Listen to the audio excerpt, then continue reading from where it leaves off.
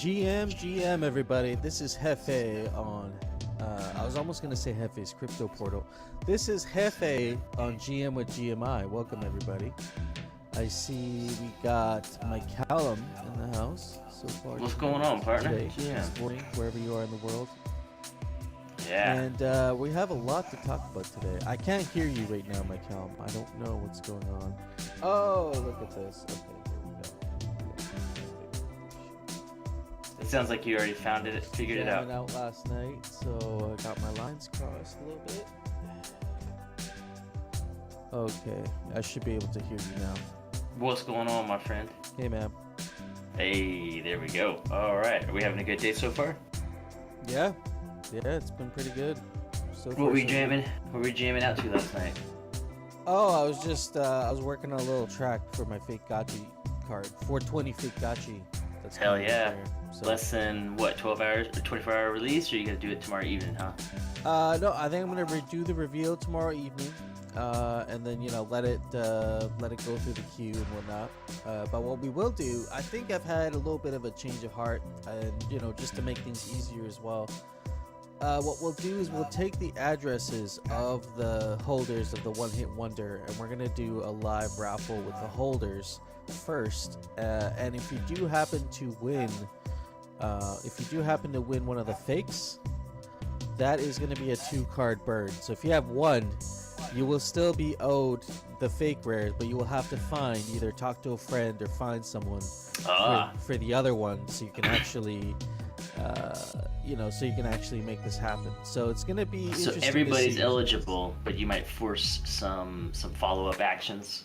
So if you happen to buy one and you happen to win one of the fakes, I'm still going to hold it for you, but you'll have a certain amount of time to reach out to the community. I'll tell you who the big holders are, and you're going to go find those people, and you're going to go get your 2 cards, and then you're going to go burn them, and then you're going to win your fake. So I think that sounds cool, man. That's a nice little last-minute redirect.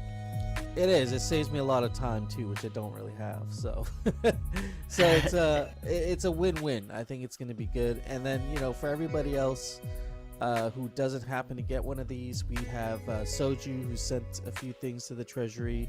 I also believe some other artists, T-Bird, Kravich, and one more I think might be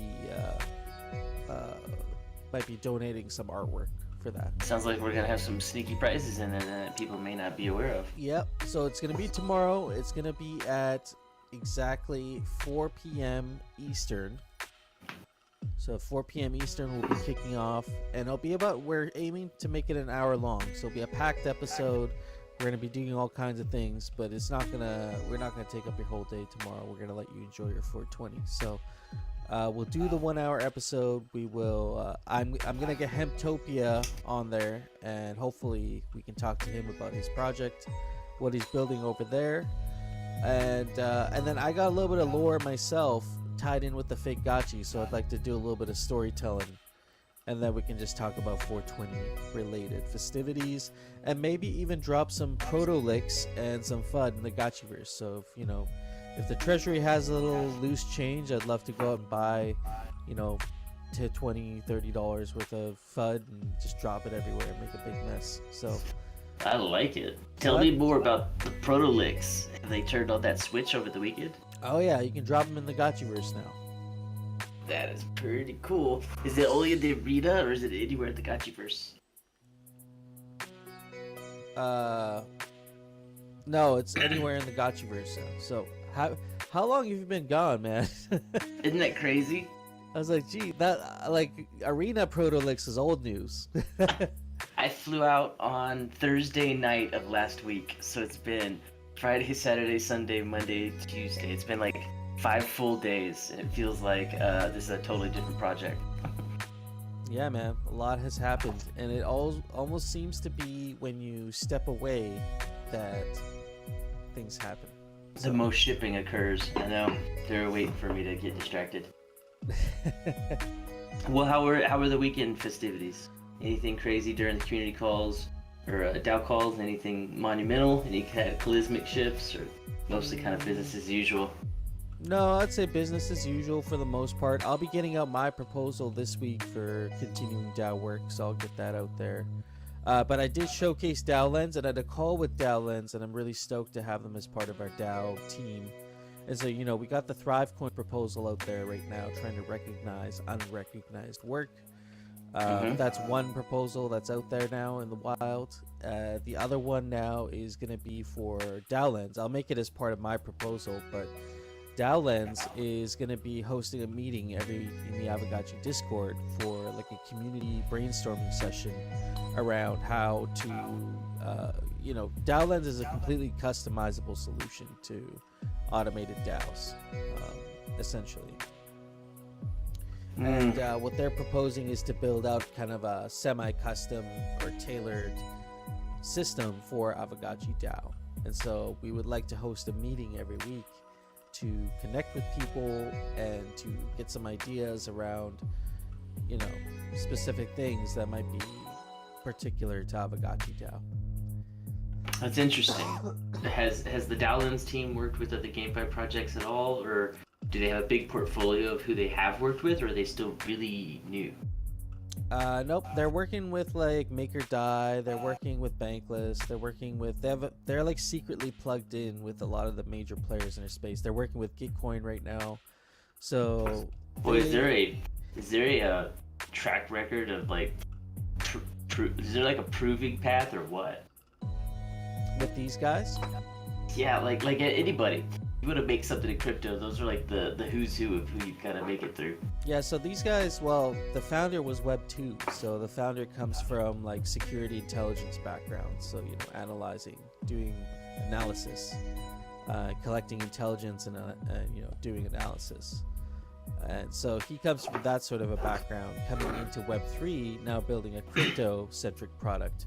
But it's really cool because DAO Lens is very modular, and so you could have 5 instances of DAO Lens running across 5 different DAOs, but they'd all be a little bit different, how they. So is it kind of like Me6 on steroids? Not quite. It's not quite there, but I could see it go. I could see it going there. Right now, it's more of like a, it's like one of those Clio fortune-telling machines, Okay. So it's like a cliche advice giver. It's like an all-knowing being, but it's not always right. That's not useful. Well, I mean, you gotta remember these are the early days of AI. And, no, for sure you're experimenting, but when it's sold like that, that's a bad pitch. Pitch.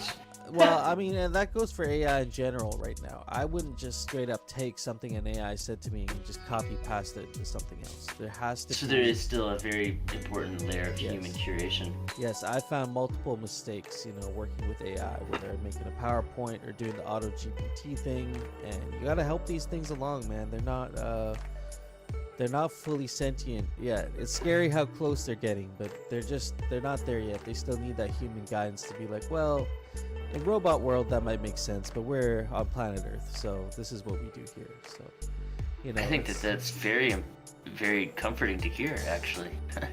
Yeah, and I mean that's kind of why Elon was talking to Tucker Carlson the other night and on live, and was talking about how he wants to assemble a council now to prevent AI from being developed beyond GPT-4 unless there's, reasonable grounds to do so. Because beyond GPT-4 is where we start getting close to like true human sentience, I'm wondering if you think there's any enforcement availability, or some kind of like agreement to that. Well, he's suggesting that a council comes together, so all the AI developers, and he's thinking of developing his own AI as well. So OpenAI is pretty much owned by Microsoft at this point, and then so there's that, and then Amazon came out with their AI model. Google has theirs, and now Tesla is thinking about launching theirs called Truth AI, and it's gonna be because the other thing is that I don't agree with is the current AIs are starting to be trained to be politically correct. Oh, sure. Okay. When you start training an AI to be politically correct, you are now you're now straying away from reality, or have the chance to stray away from reality, because Well, it things aren't becomes always. extremely biased opportunities. Yes, exactly. Mm. And so he wants to make a truth-based AI that's going to seek truth. Its sole purpose will be to seek truth and to figure out the nature of the universe is going to be the purpose of this AI. That's very intriguing, because even then, like, I can immediately see the prejudice preloaded into that prompting, right? Because it's like, I can imagine the argument being made about whose truth. Well, and that's where things like Chainlink come in, because they can kind of put the blockchain guardrails in for a lot of this data that could potentially be manipulated by AI. That is very interesting to consider, something like chain potentially evolving into a proper truthing oracle. Well, Not just so much like database truth, which it's been doing. Why wouldn't facts become subject to its truth reporting as well?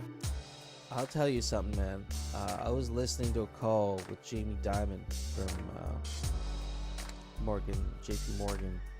Okay. And he was talking about how they're looking into decentralized oracles. They didn't mention Chainlink specifically, but they were referenced in their sources at the bottom of the article. So, he was talking about how $452 trillion worth of data, unsecured data on the planet. Like, data secures $452 trillion worth of value. Sure. Uh-huh. And so he's talking about how, the world needs a decentralized oracle, and if the oracle was to do that, it'd be securing this data. So, this is like a hopium calculation. But if you take the 452 trillion and you divide it by like one link, it's like almost Sure. $500,000 a Chainlink token. Jesus. And that's not including that a lot of these tokens are going to be illiquid because they'll be locked up in staking. Lot of these tokens. When people spend Link to call VRF, does it get burnt or does it get recycled? It gets paid out to the nodes. So you're feeding an economy. So when you pay a node, you're paying a node service provider, and that service provider now has Link, and they can, if they're smart, they'll take that Link and they'll stake it back in their node, and now that increases the security of their node, which makes more people want to use their node because it's more secure than the other ones. Yep. So very self-feeding service model. Yeah, and it's a quadratic scaling too. So the amount of links staked in your node can defend against. Remember we were talking about the defender's advantage a couple episodes ago? Definitely. Yeah. So the defender's advantage really works here to Chainlink's favor, because each node staked with Chainlink can defend against a quadratic amount of like attack. It's interesting. Yeah, so if you have like $1 million staked in a Chainlink node, it could probably defend against, for example, 500 million or whatever. Like you'd be able. I'm just throwing out a number, but it could be a exponential amount to the amount. Do they have an approach for managing like node accumulation? Do they have a strategy in place that makes it to where one whale can't just like be the majority of the nodes provided? Well, that's where people kind of accuse Chainlink of being centralized, because they're like, well, that could happen. Okay. And it's like, well, it can happen on any chain, really. It's kind of like just buying the most shares of a company. It could be like buying the most ETH on Ethereum. Sure. And now you're like the validator now for the whole chain. Sure. Yeah. Like, what's stopping that from happening right now? Truly, it's a real question. What is stopping that from happening right now? Technically, nothing. But I guess theoretically, practically, it seems to be the value needed. Well, I believe over 51% are institutional nodes now at this point. So over half the network is already institutional nodes running. Is there enough expectation that those institutional nodes, by saying that enough, that we're also correlating their like desires and behavior? Probably, yeah. Interesting. I mean, it makes the system obvious, is what Ethereum does. It makes it makes it obvious. It's definitely better than what we have now. Like, I'd rather use Ethereum for anything, but like to say that it's truly and fully decentralized as much as it could be, I don't think so. I mean, I think there will be more solutions in the future that further decentralize blockchains overall. So you including think Bitcoin. like even proper L1 alternatives, What do you mean? like non-Ethereum based smart contract virtual machines? Yeah, like totally. I think there's going to be other layers, other networks that come in. Like, I'm a believer in Hedera Hashgraph, and they're not even a blockchain. Like, I've done quite a bit of research into what they are, and it's hard to ignore such a sound idea, honestly. Like what they're putting That's so forward. fun to hear you It's say so stuff hard like that. 'Cause to, I'm like, and what do you mean? they've addressed like the blockchain trilemma, right? Which is the scaling, How? the cost of transactions, and the finality of transactions. They've solved that trifecta, which blockchains haven't. Like there's always a trade-off. The same with blockchains is you can always have two, but you can't have the third, right? So is HBAR not a blockchain, or is it it's a network, right? They are Byzantine fault tolerant. Yeah, they are fully asynchronous. They are not asynchronous. Sorry, I can't remember the term for it right now. But they are essentially they've addressed the blockchain trilemma. Like a transaction on HBAR costs like a tenth of a cent. Like maybe not even that. Maybe like a 50th of a cent. And it's honestly, by the time, like, let's say I sent you some HBAR, by the time I told you I'd sent you HBAR, it would be in your wallet. Sure. Like the transaction would get to you faster than I could tell you that I sent you HBAR. Sure. And so it's fast, it's reliable. They got their own staking and security mechanisms. It's you could say it's a little more centralized in the sense that it's governed by a council. But if you look at the council members and how the council is run, it's all checks and balances. It's a system of checks and balances. And so that's all, like, their governance model sounds decent. What are they doing technology-wise? The Byzantine fault tolerance, is that enough of a feature that they have like a different tech offering, essentially? Like they're doing something differently than what ETH can do? Well, it can essentially, it's compatible with any chain in any language. So it's compatible with the EVM. It's compatible with Okay. JavaScript. Like you can literally write code in any language on the Hedera network. What the hell are people using it for then? It's not. Well, what's like a good use case for it? Is it like a replacer for ETH, or is it gonna scale ETH? Well, no, I think it's gonna just provide more use case to things like ETH. So, imagine you have a company that imports oranges from another country. They're not going to use the Ethereum blockchain to settle their transactions. Gotcha. So what they're going to use is something like HBAR that can settle like millions or hundreds of thousands of transactions in like a few seconds. And they're going to use that instead. And then they're going to use their little IoT chips in all the crates. And they're going to connect it together, and they're going to use Hedera Hashgraph as the execution layer for all the transactions. But HBAR might settle to ETH somewhere, or maybe not. Or maybe no, maybe not. Maybe a part of the company does run on Ethereum blockchain. They're using the EVM language, but Hedera Hashgraph can understand the Ethereum bytecode, so you can still use the network without actually changing the coding language. That's very interesting. Okay. It's built with ETH in mind. It knows, it knew that ETH existed when it was designed. Oh, totally. Yeah, I think things like HBAR, that's like version 3. Like if Bitcoin was the first generation of this technology, Ethereum and this like EVM blockchains are the second version of this technology. I think what HBAR is doing, this is the third version of this technology, but we won't find it useful till maybe in the early 2030s or maybe the late 2020s, later in this cycle of adoption where we have mass adoption. Every logistics company in the world wants to use a blockchain solution. Like 90% of them can't afford it or can't afford to defend it. They're going to be using things like this. No doubt Ethereum and Polygon and all these things are going to be their own gaming blockchains, blockchains of art, blockchains of culture, blockchains of value in different ways. But I don't think they're going to be like industrial blockchains that also get used for like all the logistics companies and all the paper companies and shipping fruits around the world, tracking the temperature of vaccines. Like they're not gonna use. Sounds like HBar's coming for Cardano's use case. Their market fit. I mean, Cardano is just a big marketing campaign, right? I mean, I don't think agreed. Cardano is vaporware. There's nothing there. And sorry, Agreed. Cardano people that are listening in, but really, have a look at HBar. Look around everything around Cardano, and I think you'll find that there's a lot of competition in that space, and it's not easy to make it.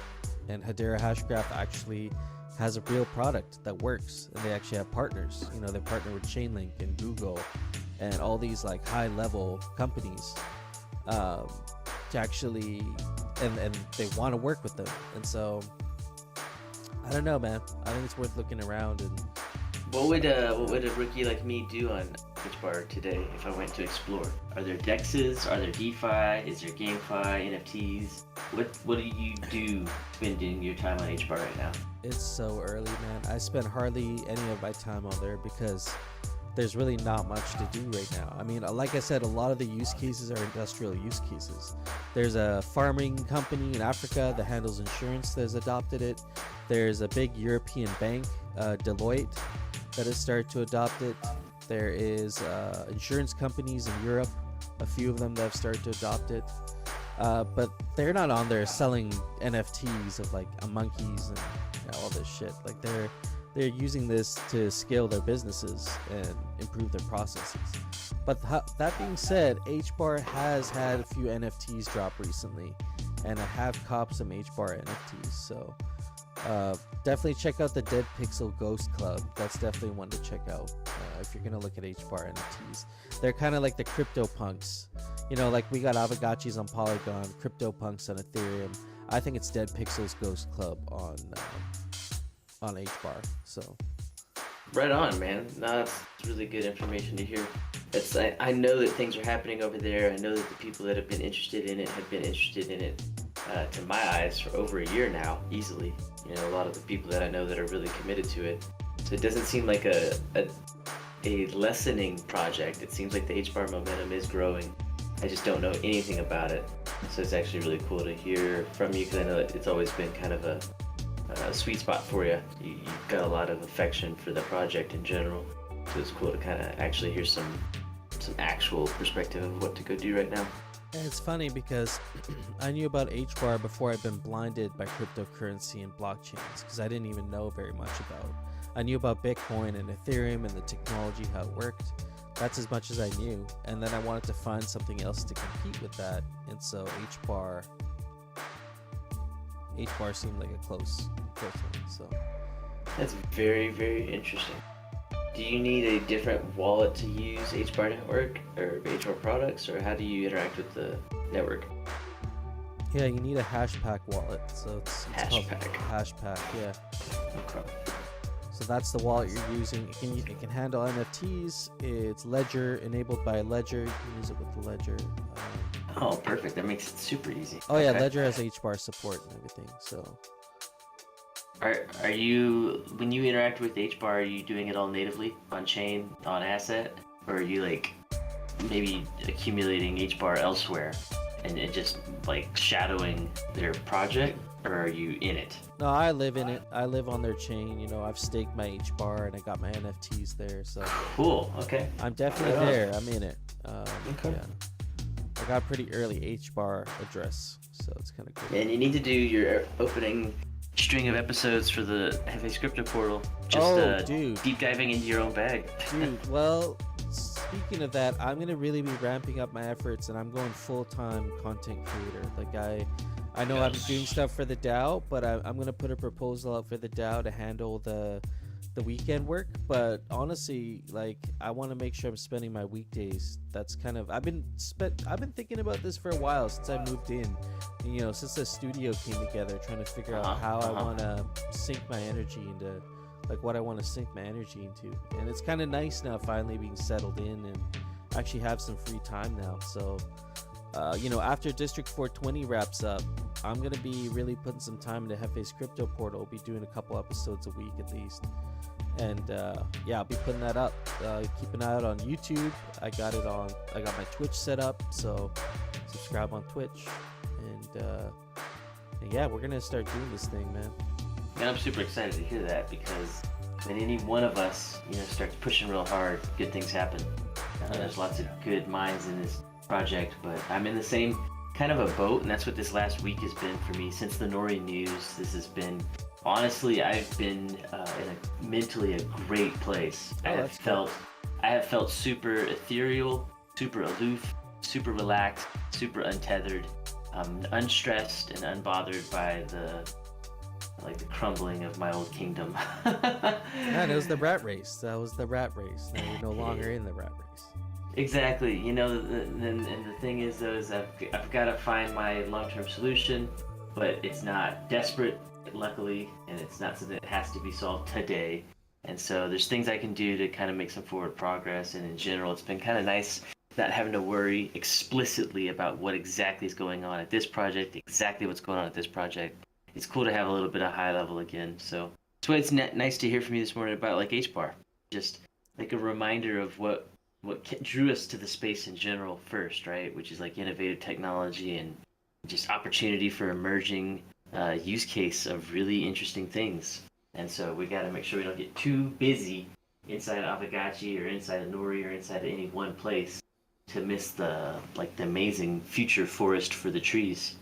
Well, and I mean, I've been exploring other metaverses too. I've been trying to figure out if I was gonna own land right now somewhere else, where would that be? Am I buying land somewhere else? I think it's good to be conscious of these things and be aware of other projects and what they're doing. But man, every time I go out there and I look around, I come back and it's like coming back to the mountains. It's back in Aavegotchi land. Well, Everything works. There's no bugs, and it actually makes sense. I tell you, I think that the only alternative to Aavegotchi satisfaction for ownership would be spending good sweat equity in something like Blender and the Monoverse. Yes. Because there's something that's really cool, really dynamic. It's imaginative as you want it to be, and it doesn't have a cost wall. That's crazy. Well, and I got to experiment with this GPT-4 plugin I've been using in Blender because I almost made a raffle, couple. It doesn't really look like a raffle. It looks like a bunch of blocks. So then we need to absolutely mimic what we saw from Rizzle and his crew when they have their build it and break it world. So you need to deploy a lightweight Monoverse universe, a white room we can start deploying assets in. So you can just say, hey, I got this monster mutated raffle thing. Come look at it. And then we can just go and work together inside of the Monoverse. Well, I mean, we have a community already in place. I'd love to inspire that community. And, if you're listening, we got some folks. We got 3D Slaps. We got John Gotchi. We got, I think we have a few 3D designers and people who are really into this that would love to be a part of something like that. And maybe even lead something like that within the server. So I think we should reach out to those folks. I think it's really important to rotate. I really want to rotate some leadership, put people in charge of running a meeting, let them bring whatever they can find. Yeah, I think that's where I'm at too, is I want to start seeing people within GMI step up, and if there's specific things that you feel like you could do within Aavegotchi, I think GMI is a great practice ground for that. It's a smaller crowd, still Gotchi gang, we all get each other, we all know each other, we're friends. And so it's an easy place to start your first show or start your first whatever. Maybe even do some public speaking in front of 4 people, get used to that. You're totally right. So, we've talked about this before. It's exciting when we get into summit season and we start hunting for talent, start going around with talent shows, sign up for them, see who's doing what lately. Because it's always different. It's never the same people. It's never the same show. It's never the same effort. It's always something new going on as long as someone goes and looks for it. So yeah, we'll have to go take a round and see what we can find. Yeah, absolutely. One more thing I wanted to point out to folks here before we do end off. There's a little bit of lore, collectible lore, and I don't know if you've got one yet, McCallum, but check out this post on Lenster talking about Astra the Aavegotchi and her shamanistic tale. They'll be dropping on 420. So on my way. I got lots of lens catching up to do. I'm here for it. This is going to be found where? This is on your lens profile? Yeah, I'm going to drop it also in the chat here. Shout out to Frame Wallet. If you haven't explored Frame Wallet yet, you're still behind the times. Love this shit. Yeah, yeah. Here I got the peace pipe, so you can turn the sound on the peace pipe. I got a little track that goes with it too, so it's a little. It's a package. It's a package. Got 42 collectibles on Lens right now. If it's still 42, it won't be 42 for long. No, I mean so far we have 6 that have collected it. I wish you could burn. I wish you Okay. could burn on Lens because I want to burn the ones that I don't get rid of, but maybe we'll get rid of the rest of Manually, them. Yeah. manually you can burn them. Holy moly! Yeah, this is dense. Cool. Yeah, you see the animation? Not yet. That's a good wall of lore, man. It's Sick pretty cool. guy. I'm gonna explain each of the components of this peace pipe tomorrow during 420. Oh man, this is right up my alley. Well done. Yeah, this is all you. Yeah, the whole thing. Well done. Yeah, The this is cool. story, the animation. I did the animation. I did the drawing. I Oh did man, sketching. I did everything. So you're going places, man. It's yeah, exciting. Ooh, you're activating. this is the beginning of the comic book journeys that I was telling you about. This is fantastic. That's really, really cool when one of the founders really turns into an artistic, like a cornucopia. When you ignite, that's like crazy different level of opportunity. It's crazy, man. I don't know, man. It's like, yeah, it is a founder thing, and I like to be the leader and just show people to encourage others to create amazing things. But man, I want to show people every now and then, hey, I make amazing shit too. All right. Exactly, exactly. By the way, Like there's a I'm reason not I'm the just one up this here. guy, that stands around and encourages you to go do things. I'm also the guy that can go do things. Exactly. Remember, Coach knew how to play real good one day. That's right. Every now and then, coaches has to grab the ball and do a couple things. That's fun. Yeah.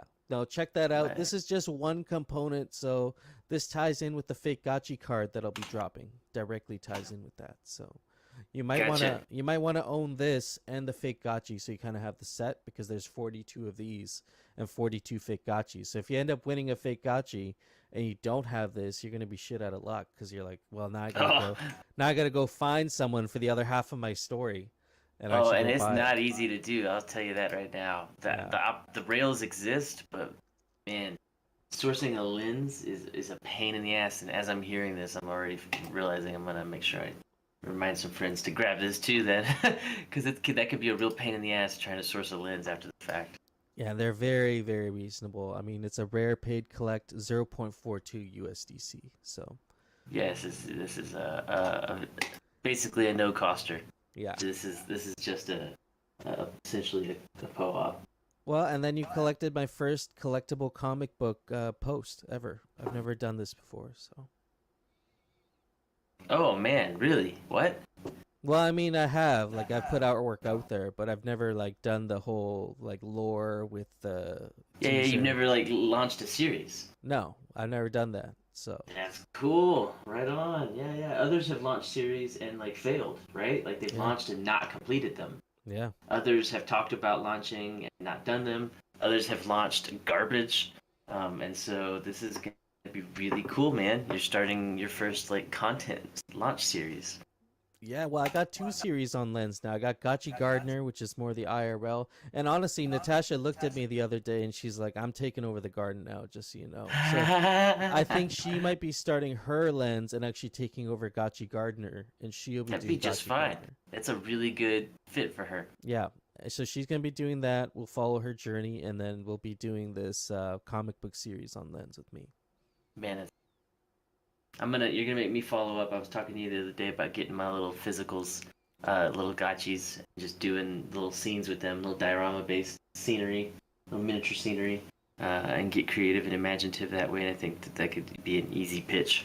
And so I gotta do my part too. That's what's cool is when you start seeing everyone start having like a renaissance, a gotchisance. It does activate a lot of people in the community. We don't all just sit around and watch the campfire. People tend to start dancing. Yep. Exactly. Cool, man. What else you got going on?